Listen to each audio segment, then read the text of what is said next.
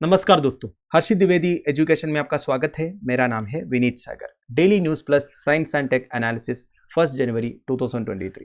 सबसे पहले हर्षित द्विवेदी एजुकेशन की तरफ से आप सबको a very happy and prosperous new year. आज साल का पहला दिन है तो अच्छे रेजोल्यूशंस ले लीजिए। आई होप आपने ऑलरेडी रेजोल्यूशंस लिया होगा। एक बार जब एक रेजोल्यूशन लिया जाता है उसे फुलफिल करने के बारे में सोचिए, इसके लिए हार्ड वर्क कीजिए, कमिटमेंट करिए, डेडिकेटली काम करिए। ठीक है, आपको एक चीज मन में सेट करना है दोस्तों। अगर आपको कामयाबी चाहिए, जो आप सोच रहे हो, सपना देख रहे हो, उसे अगर आपको फुलफिल करना है तो आपको अपने आप हेल्प करना पड़ेगा। आपको सबसे ज्यादा हेल्प कर सकता है आप ही और कोई नहीं। ठीक, अपने आप के लिए आपको टाइम इन्वेस्ट करना है। एक शेड्यूल बनाइए। अगर आपकी लाइफ में कोई शेड्यूल नहीं है, कोई रूटीन नहीं है, तो एक बनाइए। जब आप एक शेड्यूल बनाते हो ना, आप अपने आप को हेल्प करते हो। अपना जो बॉडी है, मन है, वो सेट हो जाएगा कि हाँ, मुझे ये रूटीन सेट करना है। जब आप एक रूटीन फॉलो करोगे, 100% फॉलो करोगे, तो आप अपने आप के लिए बहुत हेल्प कर रहे हो। और एक बात है, पढ़ाई करने का मतलब या फिर कोई एग्जामिनेशन के लिए प्रिपेयर करने का मतलब ये नहीं है कि आप 24 घंटे पढ़ाई करते रहोगे। आपको सब कुछ करना है। जो भी चीजें आप करते हुए आ रहा था वो सब कुछ आपको करना है, पर आपको टाइम लिमिट करना है। द मोस्ट इंपॉर्टेंट थिंग, आपको एफिशिएंट तरीके से टाइम को यूज करना है। जो कुछ भी आप कर रहे हो उसे आपको एफिशिएंट तरीके से यूज करना है। अगर आप पढ़ाई करने बैठ जाते हो तो आपको ये इंश्योर करना है एक सेकंड भी आपका नॉन प्रोडक्टिव नहीं जा रहा है। तो अब से आपको एक रेसोल्यूशन ये लेना है दोस्तों, आपका एक सेकंड भी नॉन प्रोडक्टिव नहीं जाएगा। कुछ भी करो उसे आपको कुछ सीखना है, आपको ऑब्जर्व करना है। तो ये मेरी तरफ से छोटा सा एक एडवाइस है। जिनको फॉलो करना है वो फॉलो कर सकते हैं, जिनको नहीं फॉलो करना है वो अपनी स्ट्रैटेजी फॉलो कर सकते हैं, कोई बात नहीं। तो चलिए, आज का इंपॉर्टेंट न्यूज कौन कौन सा है देखिए। 4 इंपॉर्टेंट न्यूज है और साइंस एंड टेक से भी एक इंपॉर्टेंट न्यूज है, वो हम डिस्कस करेंगे डिटेल में। One is women break new ground in Mahatma Gandhi national rural employment guarantee scheme. देखिए, MGNREGS के रिलेटेड काफी सारे न्यूज आजकल आ रहा है दोस्तों। तो देखिए, अब मिनिस्ट्री ऑफ रूरल डेवलपमेंट की तरफ से एक रिपोर्ट आया है कि women break new ground, women participation increase हुआ है मनरेगा के अंदर, वो डिस्कस करेंगे। फिर देखिए, केरला का कोट्टयम डिस्ट्रिक्ट में अयमनम करके एक टूरिस्ट स्पॉट है, उधर वीमेन्स टैलेंट को शोकेस करने वाला है। बेसिकली टूरिज्म सेक्टर में सस्टेनेबल डेवलपमेंट के बारे में बात किया जा रहा है। इसमें भी कुछ इंपॉर्टेंट पॉइंट्स है, वो हम देखेंगे। फिर देखिए, most union government officers likely to go fully digital by February. तो देखिए, कैबिनेट सेक्रेटरी राजीव गौबा साहब का कहना यह है फरवरी एंड तक almost all central government officers digital होगा। जितने भी कम्युनिकेशन है, करस्पॉन्डेंस है, वो सब ऑनलाइन मोड में चला जाएगा। जो फिजिकल कम्युनिकेशन होता था वो सब बंद हो जाएगा। And India abstains from voting on UN resolution on Israel. देखिए, इसराइल के अगेंस्ट, बेसिकली इसराइल का जो पैलेस्टीनियन ऑक्यूपेशन है उसके अगेंस्ट एक रेसोल्यूशन पुटअप हुआ था, तो उसमें वोटिंग हुआ। तो उसमें काफी सारे कंट्रीज अब्सटेन किया है, कुछ कंट्रीज अगेंस्ट वोट किया है, कुछ कंट्रीज सपोर्ट में वोट किया है। तो इंडिया अब्सटेन किया है, तो वो भी देखेंगे। इसराइल पैलेस्टीन इशू को भी हम स्लाइटली कवर करेंगे। ठीक है, वर्ड ऑफ द डे देख लेते हैं, ब्रेक ए लेग। देखिए, ब्रेक ए लेग एक फ्रेज है। ये देखने से आपको लगेगा किसी का टांग तोड़ने वाला फ्रेज है, नहीं। You could say break a leg to someone before they are about to do their IELTS exam. This idiom means good luck. देखिए, गुड लक।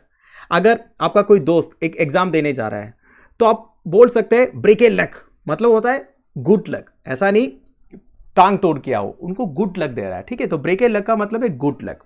तो आगे जाने से पहले लेट्स पर लाइक का बटन, चैनल को अब तक शेयर एंड सब्सक्राइब नहीं किया हो तो कर लीजिएगा। हमें सपोर्ट करने के लिए आप सुपर थैंक्स का ऑप्शन यूज कर सकते हैं। और अगर आपको लगता है हमारा न्यूज़ एंड एडिटोरियल एनालिसिस काम का है, आपको अगर मदद मिल रहा है कॉन्सेप्ट को समझने में, तो आप अपने दोस्तों के साथ ये वीडियो को शेयर कीजिएगा। क्योंकि देखिए, मेहनत बहुत लगता है दोस्तों। PPT बनाने में, फिर रिकॉर्ड करने में 2-3 घंटे लग जाते हैं, 3 क्या 4 घंटे भी लग जाता है, और एंगेजमेंट कंपैरेटिवली कम है।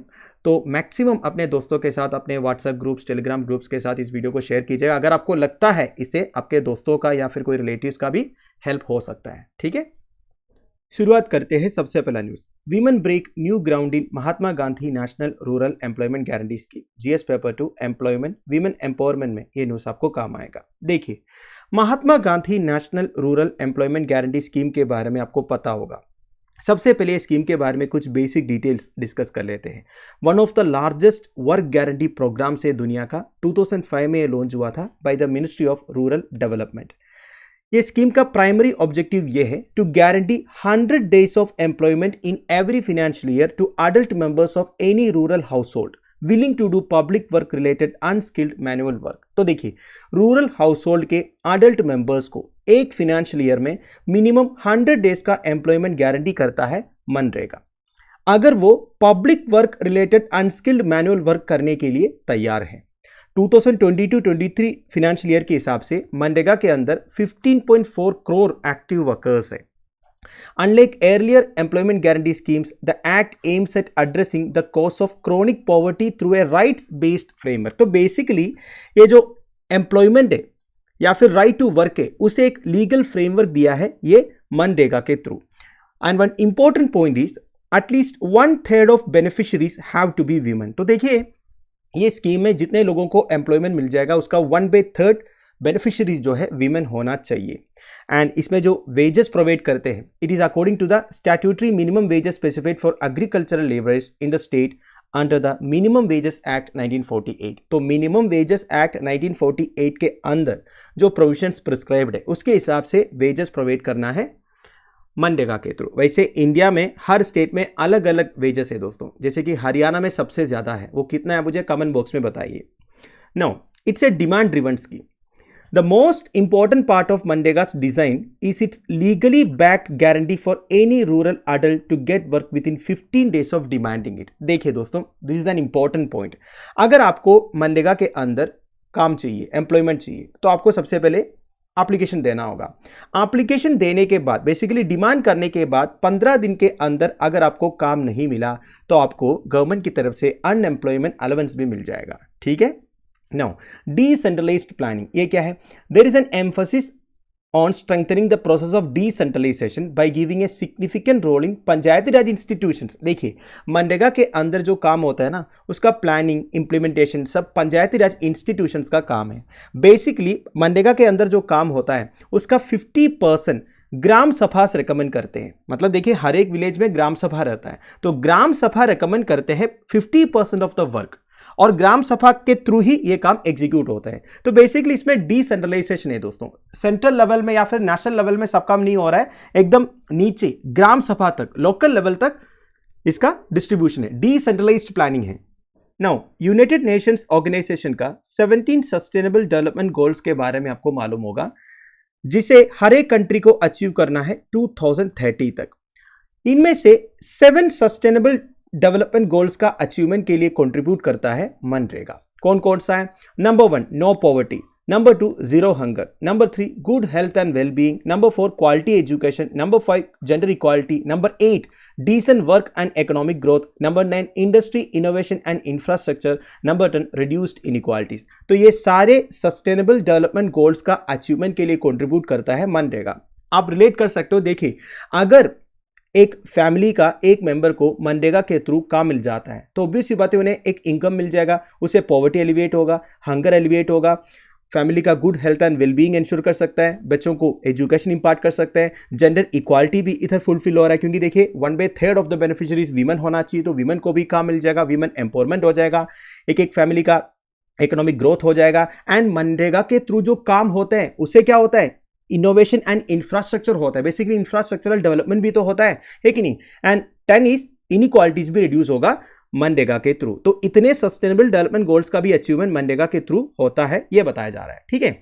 नाउ न्यूज क्या आया है दोस्तों? देखिए, the proportion of women workers participating in the Mahatma Gandhi national rural employment guarantee scheme has touched A 10-year high in the ongoing financial year. तो मतलब 2022-23 फाइनेंशियल ईयर में वीमेन पार्टिसिपेशन इंक्रीज हुआ है मनरेगा का। वैसे मैंने आपको बताया था 1/3 ऑफ द बेनिफिशियरीज वीमेन होना चाहिए, उससे ज्यादा भी तो हो सकता है कि नहीं? ऐसा कोई जरूरी नहीं है 1/3 ही होना चाहिए, 1/3 मिनिमम होना चाहिए। तो 2022-23 फाइनेंशियल ईयर में वीमेन पार्टिसिपेशन इंक्रीज हुआ है।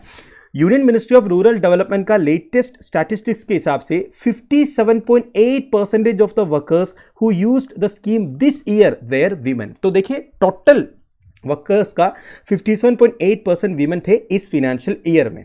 अब स्टेट वाइज ब्रेकडाउन देखिए दोस्तों। Out of the 15 states, Kerala, Bihar, Tamil Nadu, Maharashtra, Rajasthan, Andhra Pradesh, Madhya Pradesh, Karnataka, Chhattisgarh, Telangana, Odisha, Jharkhand, Assam, Gujarat, Uttar Pradesh, 14 states reported an upward trend in women's participation. तो देखिए, इतने स्टेट्स में से 14 स्टेट्स केरला को छोड़ के बाकी सारे स्टेट्स में एक अपवर्ड ट्रेंड इंक्रीज देखने को मिला वीमेन्स पार्टिसिपेशन में। तो केरला का क्या है, केरला का कोई लो परफॉर्मेंस नहीं है, केरला में बहुत पहले से वीमेन पार्टिसिपेशन काफी अच्छा है दोस्तों। For the last 5 years in Kerala and Tamil Nadu, women's share in Mandega workforce has been hovering between 85 to 90%। तो केरला, तमिलनाडु जैसे स्टेट्स में पिछले 5 साल से विमेन पार्टिसिपेशन जो है 85 to 90% के बीच में है। तो वो वही मतलब 85 to 90% से इंक्रीज तो नहीं हुआ है, पर ऑलरेडी वो अच्छा लेवल पे है। पर बाकी जितने स्टेट्स है, बिहार, महाराष्ट्र, राजस्थान, आंध्र प्रदेश, मध्य प्रदेश, कर्नाटक, छत्तीसगढ़, तेलंगाना, उड़ीसा, झारखंड, आसाम, गुजरात, उत्तर प्रदेश, उधर एक अपवार्ड ट्रेंड देखने को मिला है, ये बताया जा रहा है। तो इसके बारे में Kerala rural development minister MB Rajesh साहब का कहना यह है, ये जो फिनोमिना है, ये जो इंक्रीज हो रहा है, it is the result of 2 factors. One is market forces, second is welfare incentives for women MNREGA workers. देखिए मार्केट फोर्सेस मतलब क्या है, देखिए ओपन मार्केट में अगर आप जाओगे, अनफॉर्चुनेटली मेन वर्कर्स का पेमेंट ज्यादा है फीमेल वर्कर्स से। बेसिकली जो लेबर इंटेंसिव सेक्टर वगैरह है, उधर मेन वर्कर्स ज्यादा काम करते हैं, ज्यादा फिजिकल एफर्ट वाला काम करते हैं, इसलिए मेन को ज्यादा पेमेंट भी देते हैं। ऐसा नहीं होना चाहिए, बट अनफॉर्चुनेटली हमारे देश में ऐसा ही होता है अभी भी। So the gap between Mandega wages and the market wages is high in the state, especially for male workers who are paid far more than female workers in the open market. Open market में mail workers को ज्यादा payment मिलता है, पर मनरेगा के अंदर main and women को एक ही पेमेंट मिलता है। तो इस वजह से मेन ज्यादा प्रिफर नहीं करते हैं मनरेगा के अंदर जो काम है, इसलिए केरला, तमिलनाडु जैसे स्टेट्स में विमेन पार्टिसिपेशन बहुत पहले से ज्यादा है। इस तरह कह रहा है Kerala rural development minister MB Rajesh. ठीक है, Additionally, the state offers incentives for women workers under MNREGA. देखिए मनरेगा के अंदर विमेन वर्कर्स के लिए काफी इंसेंटिव्स भी प्रोवाइड करते हैं स्टेट, जैसे कि एक डेडिकेटेड वेलफेयर फंड है दोस्तों। मतलब वर्क के टाइम पर अगर किसी को कोई इंजरी हुआ, उनके लिए इंश्योरेंस प्रोवाइड करता है। एंड जो वर्कर्स 60 years अबोव है, उनके लिए फाइनेंशियल असिस्टेंस भी प्रोवाइड करता है स्टेट। ठीक है, तो ये सब की वजह से विमेन पार्टिसिपेशन ज्यादा है, ये बताया जा रहा है। ठीक है, नाउ एक एक स्टेट का जो अपवर्ड ट्रेंड है इसके बारे में बताया जा रहा है। The growth spike was higher in Bihar and Uttar Pradesh, which showed the most improvement in this regard this year। तो सबसे ज्यादा women participation increase हुआ है बिहार एंड उत्तर प्रदेश में। The proportion of women workers in Bihar grew 3.7%, while UP saw a 3.3 percentage point hike। Now this is not so important, बस आप यही समझ लीजिएगा इस फाइनेंशियल ईयर में women participation in MNREGA work में इंक्रीज देखने को मिला है। ठीक है, नाउ और एक इंपॉर्टेंट पॉइंट मैंने आपको बताया, नेशनल लेवल पर विमेन पार्टिसिपेशन इंक्रीज हुआ है इस फाइनेंशियल ईयर में, दैट इज 57.8% तक पहुंचा है। पर इसका मतलब यह नहीं है कि हर एक स्टेट में इतना ज्यादा इंक्रीज हुआ है। जैसे कि उत्तर प्रदेश की बात किया जाए, उधर केवल 37.6% है। पिछले साल से अगर आप कंपेयर करोगे जरूर इंक्रीज हुआ है। पिछले साल केवल 34.28% था, इस साल वो 37.6% तक पहुंचा है। पर यह भी एक सैटिस्फैक्टरी लेवल नहीं है।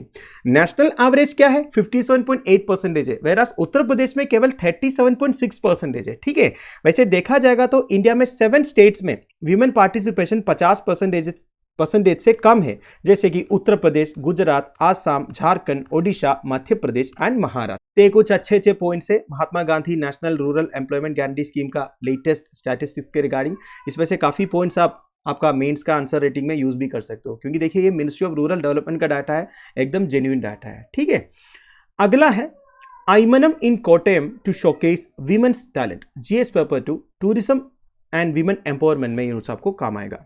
आइमनम कहां पे है, आइमनम है कोट्टयम डिस्ट्रिक्ट केरला में, मेरा डिस्ट्रिक्ट है। आइमनम को Kerala state model responsible tourism village करके सेलेक्ट किया था। वैसे आइमनम एक बैक वाटर डेस्टिनेशन है दोस्तों। देखिए आपको पता होगा केरला में बैक वाटर्स है, लोकल लैंग्वेज में इसे कायल बोलते हैं। वेम्बनाड कायल, अष्टमुडी कायल, शास्तांकोटा कायल, ये सब एग्जाम्पल्स है। तो केरला का टूरिज्म सेक्टर में जेंडर इक्वालिटी इंश्योर करने के लिए या फिर एक women friendly tourism network create करने के लिए केरला गवर्नमेंट एक प्लान लेके आ रहा है दोस्तों। बेसिकली वीमेन का जो टैलेंट है उसे शोकेस किया जाएगा। तो state coordinator of responsible tourism mission Kerala के रूपेश कुमार साहब ने बोला है, Aymanam was selected for the project as about 80% of the RT units at the destination were already run by women। तो केरला में जितने रेस्पॉन्सिबल टूरिज्म यूनिट्स है ना, उसका 80% वीमेन रन कर रही है। तो इस पर्टिकुलर न्यूज में से आपके लिए इंपॉर्टेंट क्या है दोस्तों, वो है रेस्पॉन्सिबल टूरिज्म। रेस्पॉन्सिबल टूरिज्म का मतलब क्या होता है, देखिए 2002 में केप टाउन में world summit on sustainable development हुआ था। केप टाउन कहाँ पे है? साउथ अफ्रीका में है। तो उधर रेस्पॉन्सिबल टूरिज्म को डिफाइन किया गया। तो इनके हिसाब से रेस्पॉन्सिबल टूरिज्म का मतलब है making better places for people to live in and better places for people to visit. तो बेटर प्लेसेस बनाना है लोगों को रहने के लिए और बेटर प्लेसेस बनाना है लोगों को विजिट करने के लिए। तो responsible tourism requires that operators, hoteliers, governments, local people and tourist take responsibility, take action to make tourism more sustainable. तो टूरिज्म को और सस्टेनेबल बनाने के लिए रेस्पॉन्सिबिलिटी लेना चाहिए ऑपरेटर्स को, होटलियर्स को, गवर्नमेंट्स को, लोकल पीपल को, टूरिस्ट को। तो सबकी रेस्पॉन्सिबिलिटी है, यह है रेस्पॉन्सिबल टूरिज्म। ठीक है। So the definition, the Cape Town declaration is now widely accepted and was been adopted by the World Travel Market in 2007 for World Responsible Tourism Day। तो ये जो डेफिनेशन है, या फिर इसे आप केप टाउन डिक्लेरेशन भी बोल सकते हैं, इसे वर्ल्ड ट्रैवल मार्केट 2007 में एक्सेप्ट किया था और world responsible tourism day celebrate होता है हर साल 27 सितंबर को। It is the global observance day fostering awareness of tourism social, cultural, political and economic value and contribution that the sector can make towards reaching the sustainable development goals. तो tourism का social value क्या है, cultural value क्या है, political and economic value क्या है, इसके बारे में अवेयरनेस फैलाना और सस्टेनेबल डेवलपमेंट गोल्स को अचीव करने के लिए टूरिज्म सेक्टर किस तरह कंट्रीब्यूट कर सकते हैं, ये सब के बारे में अवेयरनेस फैलाना वर्ल्ड टूरिज्म डे का ऑब्जेक्टिव है, जो हर साल 27 सितंबर को ऑब्जर्व होता है। ठीक है। तो cap Town declaration responsible tourism को रिकॉग्नाइज करता है और रेस्पॉन्सिबल टूरिज्म का कुछ कैरेक्टरिस्टिक्स को भी डिफाइन करता है, जैसे कि minimises negative economic, environmental and social impacts. देखिए, टूरिज्म की वजह से पॉजिटिव इंपैक्ट्स भी होते हैं, नेगेटिव इंपैक्ट्स भी होते हैं। तो जितने negative economic, environmental and social impacts होते हैं उसे मिनिमाइज करना है। फिर देखिए, जो लोकल पीपल है, जहां पे आप विजिट करने जाते हो, उधर का जो लोकल कम्युनिटी है, उनके लिए भी ग्रेटर इकोनॉमिक बेनिफिट्स जनरेट करना है और उनका वेल बीइंग को भी एनहांस करना है, उनका वर्किंग कंडीशंस को भी इंप्रूव करना है। तीसरा, involves local people in decisions that affect their lives and life stages. देखिए, टूरिज्म को प्रमोट करने के चक्कर में आप जो इंपॉर्टेंट डिसीजंस लेते हो या फिर कुछ इंफ्रास्ट्रक्चर डेवलपमेंट के बारे में सोचते हो, इसके बारे में डिसीजंस जब लेते हो तो लोकल पीपल को भी इन्वॉल्व करना है। ठीक है। Now, make positive contributions to the conservation of natural and cultural heritage. Obvious सी बात है दोस्तों, अगर आपको सस्टेनेबल तरीके से टूरिज्म को प्रमोट करना है तो नेचर को कंजर्व करना पड़ेगा, कल्चरल हेरिटेज को भी कंजर्व करना पड़ेगा, वर्ल्ड्स डाइवर्सिटी को मेंटेन करना पड़ेगा। ठीक है। फिर देखिए, provides more enjoyable experience for tourist through more meaningful connections with local people. तो देखिए, जो टूरिस्ट आते हैं उनका मीनिंगफुल कनेक्शन एस्टैब्लिश करना है लोकल लोगों के साथ। लोकल कल्चर क्या है, local social and environmental issues क्या है, इस सब के बारे में एक अंडरस्टैंडिंग प्रोवाइड करना है टूरिस्ट के लिए। फिर देखिए, provide access for people with disabilities and the disadvantage. तो देखिए, जितने डिसेबल्ड लोग हैं, डिसएडवांटेज लोग हैं, उनके लिए भी एक्सेस प्रोवाइड करना है, उनके लिए जो कुछ भी करना चाहिए वो भी प्रोवाइड करना है। And it is culturally sensitive also, engenders respect between tourist and host. देखिए, जो टूरिस्ट है, जो होस्ट है, उनके बीच में एक रेस्पेक्ट को इंश्योर करना है and build local pride and confidence. इसका मतलब क्या है, मैं एक एग्जांपल के थ्रू आपको समझाता हूं। आजकल जितने इंटरनेशनल टूरिस्ट है ना, उनमें से मेजोरिटी फेमस टूरिस्ट डेस्टिनेशंस को छोड़ के कभी कभी लीस्ट डेवलप्ड कंट्रीज में जाते हैं, बैकवर्ड एरियाज में जाते हैं, उनका लाइफ क्या है समझने के लिए, वो रीजन के बारे में समझने के लिए। अच्छी बात है, पर कभी कभी क्या होता है ना, इनमें से कुछ इंटरनेशनल टूरिस्ट को ये लगने लगता है कि वो बड़े लोग हैं और जो लोकल लोग हैं वो छोटे लोग हैं। तो कभी कभी वो रेस्पेक्ट वाला जो फैक्टर है ना, वो नहीं रहता, एक म्यूचुअल रेस्पेक्ट नहीं रहता है। ऐसा नहीं होना चाहिए कि अगर आप कहीं पे विजिट कर रहे हो तो आप क्या है, गेस्ट है, वो लोग होस्ट है, वो जो होस्ट है आपके साथ अच्छा ही बिहेव करेंगे, है कि नहीं, पर वो सेम बिहेवियर आपका भी होना चाहिए। आपको उन्हें रेस्पेक्ट करना चाहिए और उन्हें आपको रेस्पेक्ट करना चाहिए। तो वो म्यूचुअल रेस्पेक्ट टूरिज्म सेक्टर में हमेशा मेंटेन करना है, इस बारे में बताया जा रहा है। तो ये सारी इंपॉर्टेंट पॉइंट्स है दोस्तों Cape Town declaration on responsible tourism के बारे में। अगला है, most union government officers likely to go fully digital by February. GS paper 2 government policies and interventions में न्यूज आपको काम आएगा। देखिए, कैबिनेट सेक्रेटरी राजीव गौबा साहब ने बोला है, almost all central government officers end of February 2023 तक फुली डिजिटल होगा। फुली डिजिटल होने का मतलब क्या होता है दोस्तों, बेसिकली जितने भी कम्युनिकेशंस होगा ना, एक एक डिपार्टमेंट के बीच में, एक एक मिनिस्ट्री के बीच में, वो सब ऑनलाइन हो जाएगा। आजकल क्या होता है, एक एक मिनिस्ट्री से, डिपार्टमेंट से फिजिकली कम्युनिकेशंस पहुंचता है दूसरे डिपार्टमेंट्स में, उसमें इंक साइंड कॉपीज वगैरह रहता है। तो जब डिजिटल होगा उसमें इंक साइन कॉपीज वगैरह नहीं होगा, डिजिटल सिग्नेचर्स वगैरह प्रमोट किया जाएगा, ठीक है। इससे क्या होगा, पेपर बच जाएगा, है कि नहीं। वैसे भी हमारा गवर्नमेंट का एक विजन है digital India. Digital India vision को अगर इंप्लीमेंट करना है, अगर अचीव करना है, तो इस तरह के तो कैबिनेट सेक्रेटरी राजीव गौबा सारे सेंट्रल गवर्नमेंट मिनिस्ट्रीज और डिपार्टमेंट्स को डायरेक्ट किया है to migrate to e office 7.0। E office 7.0 क्या है? It is an in house system developed by the national informatics centre. ये सिस्टम कैसे काम करते हैं, देखिए दोस्तों, ऑलरेडी हर एक सेंट्रल गवर्नमेंट डिपार्टमेंट आपस में कनेक्टेड है लैन के थ्रू, और सारे सेंट्रल गवर्नमेंट डिपार्टमेंट्स को एक ऑफिशियल निक आईडी दिया भी है। बेसिकली .nic.in करके एक ईमेल आईडी सबको दिया हुआ है। तो ये आईडी के थ्रू बेसिकली ये ई ऑफिस 7.0 के थ्रू सारे करस्पॉन्डेंसेस, कम्युनिकेशंस वगैरह चला जाएगा inter department, department to department जितने भी कम्युनिकेशंस है ना, वो सारे ये ई ऑफिस 7.0 के थ्रू ही चला जाएगा। तो बेसिकली आपको फिजिकली कोई लेटर, कोई करस्पॉन्डेंस वगैरह भेजने की जरूरत नहीं है, सब कुछ डिजिटली चला जाएगा और इन करस्पॉन्डेंसेस में डिजिटल सिग्नेचर भी रहेंगे, ठीक है। तो यह है ई ऑफिस 7.0। इसे डेवलप किया है national informatics centre. National informatics centre के बारे में भी बता देता हूं, यह भी एक इंडियन गवर्नमेंट डिपार्टमेंट है under the ministry of electronics and information technology.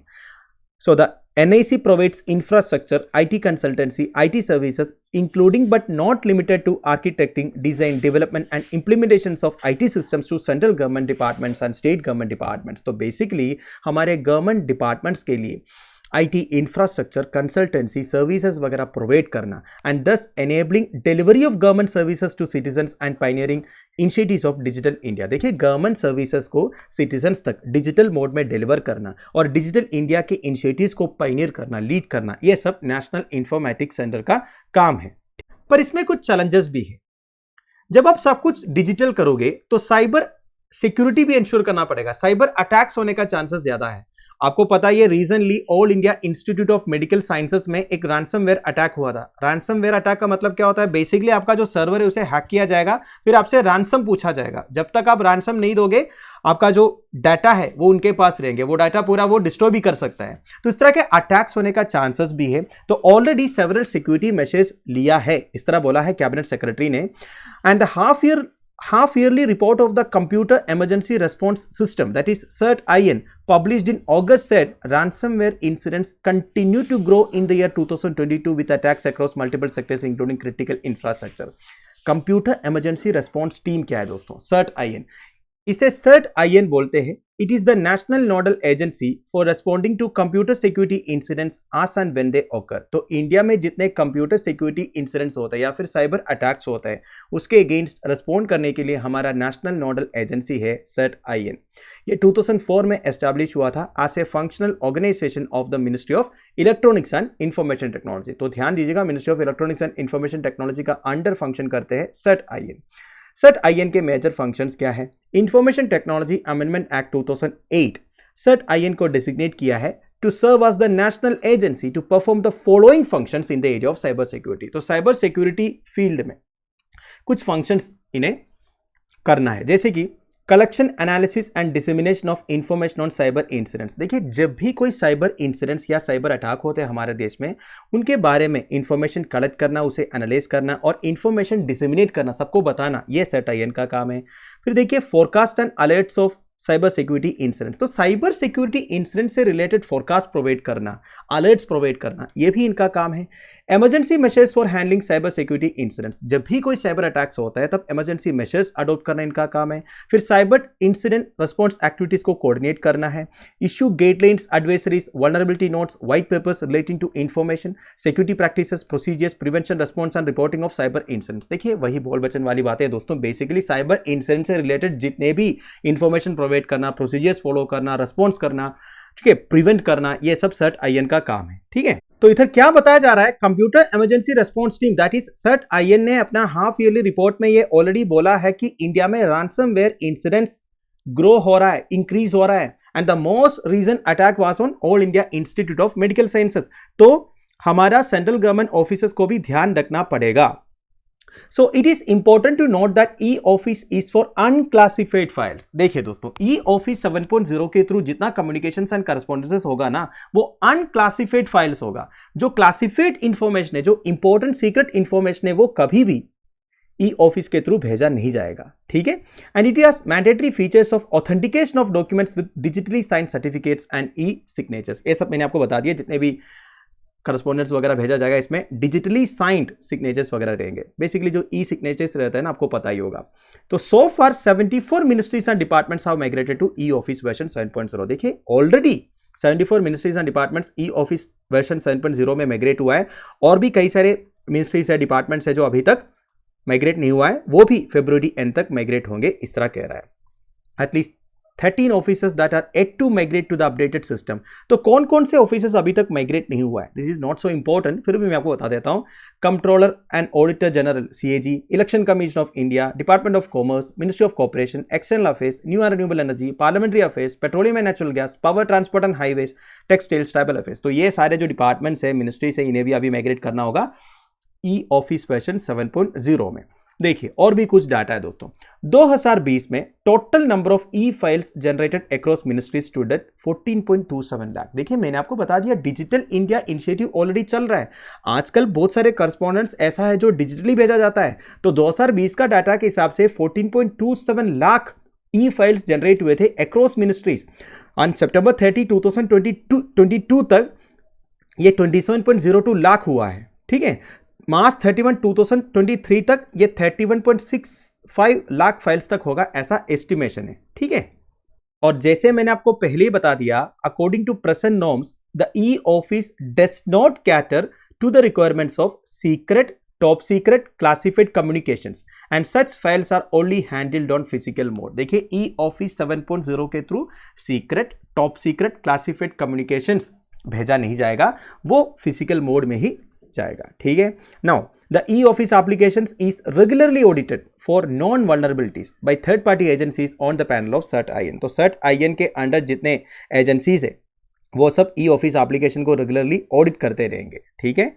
And the servers were hosted in national data centre. तो जितने सर्वर्स है ना, वो सब नेशनल डाटा सेंटर में होस्टेड है, ये भी आप ध्यान दीजिएगा। और CERT-IN के हिसाब से जनवरी टू नवंबर 2022 में 12,67,564 साइबर सिक्योरिटी इंसिडेंट्स रिपोर्ट हुए थे। और 2018, 19, 20, 21 का डाटा इधर दिया हुआ है, इतना इंपॉर्टेंट नहीं है, बस आपको ध्यान रखना है। बहुत सारा साइबर सिक्योरिटी इंसिडेंट्स रिपोर्ट हो रहा है दोस्तों। केवल देखिए 2022 नवंबर तक 12 लाख से ज्यादा रिपोर्ट हुआ है। अगला है India abstains from voting on UN resolution on Israel, GS paper 2, government policies, international relations, India foreign policy में न्यूज आपको काम आएगा। देखिए यूनाइटेड नेशंस जनरल असेंबली में एक ड्राफ्ट रेजोल्यूशन पुटअप हुआ, Israeli practices affecting the human rights of Palestinian people in the occupied Palestinian territory including east Jerusalem. तो ये रेजोल्यूशन का टाइटल था। तो वोटिंग हुआ, वोटिंग में 87 कंट्रीज इन फेवर में वोट किया, 27 अगेंस्ट वोट किया एंड 53 अब्सटेन हुआ। अब ये जो 53 कंट्रीज अब्सटेन हुआ, इसमें इंडिया भी है, ठीक है। तो एक्चुअली ये रेजोल्यूशन इजराइल के अगेंस्ट है। देखिए आप सबको पता है इजराइल में 2 रीजन्स है जहां पे पैलेस्टीनियंस रहते हैं। One is Gaza strip, second is West Bank. अब ये दोनों रीजन्स एक्चुअली देखा जाएगा तो इजराइल का पार्ट है। कुछ लोगों का कहना यह है कि इजराइल इलीगली इन एरियाज को ऑक्यूपाई करके रखा हुआ है। तो basically United Nations general assembly में ये जो रेजोल्यूशन पुटअप हुआ है, ये इंटरनेशनल कोर्ट ऑफ जस्टिस से पूछ रहा है अपना opinion. International court of Justice one of the principal organ है यूनाइटेड नेशंस ऑर्गेनाइजेशन का, ये बात आपको मालूम है। तो उनसे ये पूछ रहा है what are the legal consequences of Israel's prolonged occupation and annexation of Palestinian territory. तो इजराइल जो पैलेस्टीनियन टेरिटरी को एनेक्स करके रखा हुआ है, इजराइल का जो प्रोलॉन्ग्ड ऑक्यूपेशन चल रहा है उधर 1967 से, इसका लीगल कॉन्सिक्वेंसेस क्या क्या है, ये पूछ रहा है इंटरनेशनल कोर्ट ऑफ जस्टिस से ये जो पर्टिकुलर रेजोल्यूशन। तो ऑब्वियसली ये रेजोल्यूशन इजराइल को ब्लेम कर रहा है for its illegal occupation in Palestinian territory since 1967। अब आपके मन में एक डाउट आया होगा 1967 में क्या हुआ था। मैं आपको डिटेल में समझाता हूं दोस्तों। 1967 लाइंस क्या है, देखिए सबसे पहले मैप देखिए दोस्तों। 1946 से लेके अब तक इसराइल का मैप कैसे चेंज हुआ है। 1946 में अगर आप देखोगे पूरा पैलेस्तीन था, जूस का पॉपुलेशन कम था, पर देखिए जूस का कहना यह है कि ये जो लैंड है ये जूस का लैंड है। तो बेसिकली जूस और अरब्स के बीच में प्रॉब्लम चल रहा था। फाइनली 1947 में यूनाइटेड नेशंस का एक पार्टीशन प्लान आता है और क्या हो जाता है, ये जो रेड एरिया है वो इसराइल को दिया जाता है, बाकी जो ग्रीन एरिया है जहां पे ये गाजा स्ट्रिप आ रहा है और वेस्ट बैंक आ रहा है ये पैलेस्तीन को दे दिया। पर देखिए यूएन पार्टीशन प्लान से भी इश्यूज सॉल्व नहीं हुआ, इश्यूज तो अभी भी चल रहा है दोस्तों इसराइल और पैलेस्तीन के बीच में, ये बात आपको मालूम है। तो इसराइल ने क्या किया, ये जो गाजा स्ट्रिप है और वेस्ट बैंक है ये दोनों एरियाज को एनेक्स किया। एक्चुअली देखा जाएगा तो ये गाजा स्ट्रिप पहले इजिप्ट का पार्ट था। इसराइल का वेस्टर्न साइड में इजिप्ट आता है ना, वो सिनाई पेनिनसुला वाला रीजन, और ये जो वेस्ट बैंक रीजन है वो पहले जॉर्दान के पास था। इसराइल के ईस्टर्न साइड में जॉर्दान है, तो जॉर्दान से West Bank including east Jerusalem और इजिप्ट से गाजा स्ट्रिप इसराइल एनेक्स किया। और इसराइल ने क्या किया, उन एरियाज में जूस को सेटल होने दिया। अब अगर आप देखोगे बेसिकली 2022 में अगर आप देखोगे ये जो वेस्ट बैंक वाला रीजन है ना, उधर काफी जू सेटलमेंट्स है जो ऑब्वियसली पैलेस्टीनियंस को अच्छा नहीं लग रहा है। और इसी बीच में कुछ और डेवलपमेंट्स हुआ था, जैसे कि 2005 में former Israeli prime minister Ariel Sharon ने ट्रूप्स को विड्रॉ किया गाजा से। तो पहले गाजा स्ट्रिप में भी इसराइली ट्रूप्स रहता था, पर अभी के हिसाब से इजरायली ट्रूप्स गाजा स्ट्रिप में रहता नहीं है और गाजा स्ट्रिप को अभी के हिसाब से कंट्रोल करता है पैलेस्टीनियन इस्लामिस्ट ग्रुप हमास। पर इन सबके ऊपर इसराइल का एक कंट्रोल है, यह बात अलग है। Now Hamas rejects Israel's right to exist green line और नो ग्रीन लाइन। तो देखिए हमास का कहना यह है इसराइल का कोई राइट नहीं है गाजा स्ट्रिप में रहने का, वो कंप्लीटली इसराइल का जितने भी राइट टू एक्सिस्ट है ना वो रिजेक्ट करते हैं। और वेस्ट बैंक में अभी रूल कर रहा है फतह। फतह का कहना यह है कि एक पैलेस्टीनियन स्टेट होना चाहिए जिसमें गाजा स्ट्रिप भी आएगा और वेस्ट बैंक भी आएगा, with East Jerusalem as its capital. यह है ईस्ट जेरूसलम, या फिर सिंपल भाषा में यह बोल सकते हैं दोस्तों, ये जो हमास है ना जो गाजा स्ट्रिप को कंट्रोल करते हैं और ये जो फतह है जो वेस्ट बैंक एरिया को रूल करते हैं, दोनों के बीच में एक रिकंसिलिएशन डील हुआ था और दोनों ने एग्री किया है कि एक पैलेस्टीनियन स्टेट होना चाहिए। इसराइल से उनका डिमांड यह है कि एक पैलेस्टीनियन स्टेट होना चाहिए जिसमें वेस्ट बैंक भी होगा, गाजा स्ट्रिप भी होगा और उनका कैपिटल होगा ईस्ट जेरूसलम। या फिर आप ऐसे भी बोल सकते हैं 1967 लाइंस के बेसिस पर एक पैलेस्टीनियन स्टेट होना चाहिए, इस तरह उनका डिमांड है। तो ये वोटिंग से पहले इसराइल का ambassador to the United Nations Gilad Erdan ने बोला, The outrageous resolution calling for the advisory opinion of the International Court of Justice is a moral stain on the United Nations and every country that supports it. No international body can decide that the Jewish people are occupiers in their own homeland. तो देखिए Israel का कहना यह है ये जो पूरा Israel area है ना वो जूस का होमलैंड है। तो अगर यूनाइटेड नेशंस अभी इस तरह के रेजोल्यूशंस लेके आ रहा है और इंटरनेशनल कोर्ट ऑफ जस्टिस से अपना एडवाइजरी ओपिनियन मांग रहा है, then it is a moral stain on the United Nations and every country that supports it. No international body can decide that the Jewish people are occupiers. कोई भी international body ये decide नहीं कर सकता कि जूइश पीपल अपना homeland का ऑक्यूपाइड्स है। उन्होंने और एक बात बोला है दोस्तों, सितंबर 2021 में UN General Assembly high level meeting हुआ था, उसमें Palestinian authority president Mahmoud Abbas ने अनाउंस किया था that if Israel did not withdraw to the 1967 lines within a year, Palestinians would turn to the Hague. मतलब Israel अगर 1967 lines के basis पर अगर विड्रॉ नहीं करेंगे, बेसिकली मैंने आपको इधर दिखाया था ना, अभी अगर आप देखोगे ये जो वेस्ट बैंक के अंदर काफी सारे जूइश सेटलमेंट्स हैं, तो ये सब विड्रॉ करना इस तरह पैलेस्टीनियंस का डिमांड रहा है। तो सितंबर 2021 में जब UN General Assembly high level meeting हुआ था तब Palestinian authority president Mahmoud Abbas ने यह बोला था कि अगर इजराइल 1967 लाइंस के बेसिस पर अगर विड्रॉ नहीं करेंगे एक साल के अंदर, तो Palestinians would turn to the Hague. Hague मतलब इंटरनेशनल कोर्ट ऑफ जस्टिस का हेडक्वार्टर हेग में। तो Palestinian authority president Mahmoud Abbas ने पहले ही बोला था अगर एक साल के अंदर इजराइल विड्रॉ नहीं करेंगे तो वो इंटरनेशनल कोर्ट ऑफ जस्टिस के पास जाएंगे। And today's vote is the realisation of Abbas ultimatum. तो बेसिकली इजराइल एम्बेसडर का कहना यह है अब ये जो रेजोल्यूशन हो रहा है ये अब्बास का अल्टीमेटम की वजह से है। पैलेस्टीनियन अथॉरिटी प्रेसिडेंट आपको डराया इसलिए आपने ये रेजोल्यूशन लेके आया है, अब इसराइल के बारे में नहीं सोच रहे। तो ये वोटिंग के बाद वर्ल्ड जूविश कांग्रेस का प्रेसिडेंट रोनाल्ड एस लॉडर एक स्टेटमेंट के थ्रू बोला, कि the vote at the United Nations exemplifies an ongoing pattern of bias against Israel. देखिए दुनिया भर में आजकल इसराइल के अगेंस्ट एक बायस चल रहा है और यूनाइटेड नेशंस जैसा एक इंटरनेशनल ऑर्गेनाइजेशन भी उस बायस को सपोर्ट कर रहा है। उस तरह वर्ल्ड जूइश कांग्रेस का प्रेसिडेंट रोनाल्ड एस लॉडर ने बोला है और उन्होंने साथ साथ में वो 26 कंट्रीज को थैंक्स बोला है जिन्होंने इस रेजोल्यूशन के अगेंस्ट वोट किया और वो 26 कंट्रीज में यूनाइटेड स्टेट्स ऑफ अमेरिका भी है, ध्यान दीजिएगा। वैसे आपको एक बात पता होगा कि यूनाइटेड स्टेट्स ऑफ अमेरिका में कंसिडरेबल जूइश पॉपुलेशन है। शायद मुझे लगता है इजराइल में जितना जूइश पॉपुलेशन है उससे ज्यादा शायद यूनाइटेड स्टेट्स ऑफ अमेरिका में, एक बार कंफर्म कीजिएगा। वर्ल्ड जूइश कांग्रेस क्या है? एक इंटरनेशनल ऑर्गेनाइजेशन है representing Jewish communities in more than 100 countries. 100 countries से ज्यादा कंट्रीज में जूइश कम्युनिटीज को रिप्रेजेंट करने वाला एक इंटरनेशनल ऑर्गेनाइजेशन है World Jewish Congress. Now international court of justice के बारे में कुछ बेसिक डिटेल्स। 1945 में international court of justice established हुआ था by the United Nations charter and April 1946 से यह काम करना शुरू किया था। It is the principal judicial organ of the United Nations organisation. देखिए यूएन का 6 प्रिंसिपल ऑर्गन्स है, उसमें से जो ट्रस्टीशिप काउंसिल है आजकल नॉन ऑपरेशनल है, फिर भी आप बोल सकते हैं 6 प्रिंसिपल ऑर्गन्स है। उसमें से जुडिशियल ऑर्गन है इंटरनेशनल कोर्ट ऑफ जस्टिस। वैसे 6 principal organs of the UNO का हेडक्वार्टर न्यूयॉर्क में है, केवल एक को छोड़ के, ठीक है। केवल पांच का हेडक्वार्टर जो है कहां पे है? न्यूयॉर्क में है। केवल ये इंटरनेशनल कोर्ट ऑफ जस्टिस का जो हेडक्वार्टर है ना वो नेदरलैंड्स का हेग में है, ठीक है। Now it settles legal disputes between states and gives advisory opinions in accordance with international law.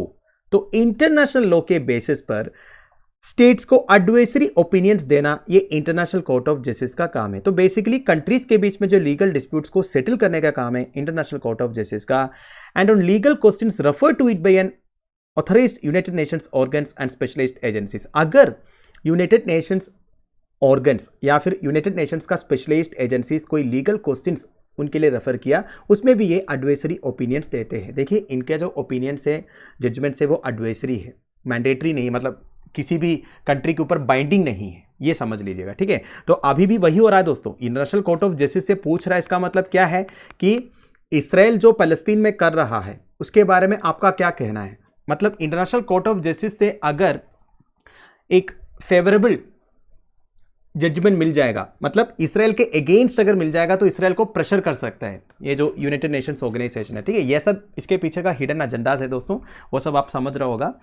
And now it has 193 state parties and current president is John A. Donoghue। तो देखिए 193 countries international court of justice का members है and current president क्या है, कौन है? John E Donoghue.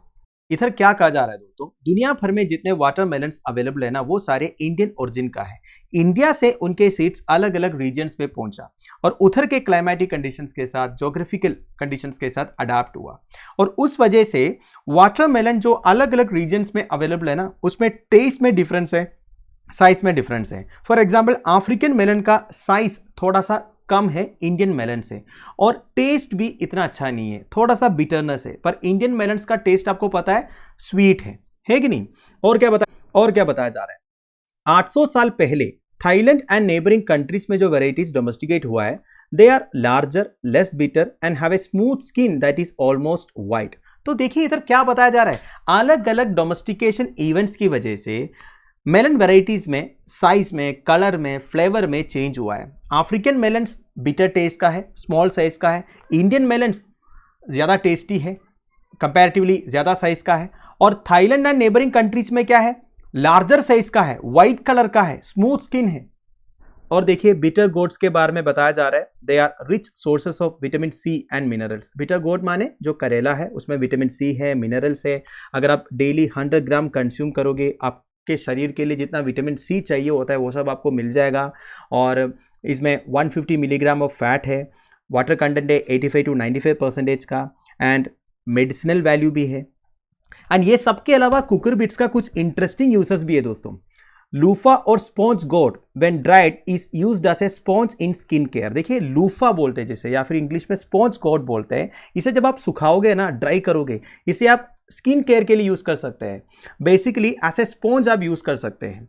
And dried bottle gourds Tamil में सुरक्कई बोलते हैं। They serve as resonators in musical instruments such as sarod, sitar and तनपुरा।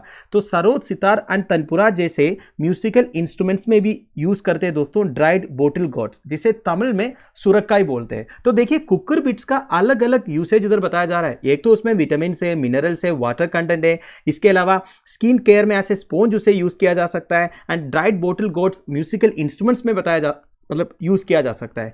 ये आपसे क्वेश्चन भी पूछ सकता है दोस्तों, कौन सा कुकर बीट है या फिर कौन सा ऐसा एक सब्जी है या फिर एक वेजिटेबल है जिसे म्यूजिकल इंस्ट्रूमेंट्स में यूज करते हैं। ठीक है, पूछ सकता है ना। तो वो है ड्राइड बोटल गॉड्स। ठीक है, तो ये रहा कुकुम्बर्स, मेलन्स एंड गोट्स के बारे में कुछ इंपॉर्टेंट इन्फॉर्मेशन। तो दोस्तों दैट्स इट। आई होप आपको वीडियो इन्फॉर्मेटिव लगा होगा। Once again Harshit Dwivedi education की तरफ से आप सबको a happy and prosperous new year. Thank you for watching. Bye bye, have a nice day.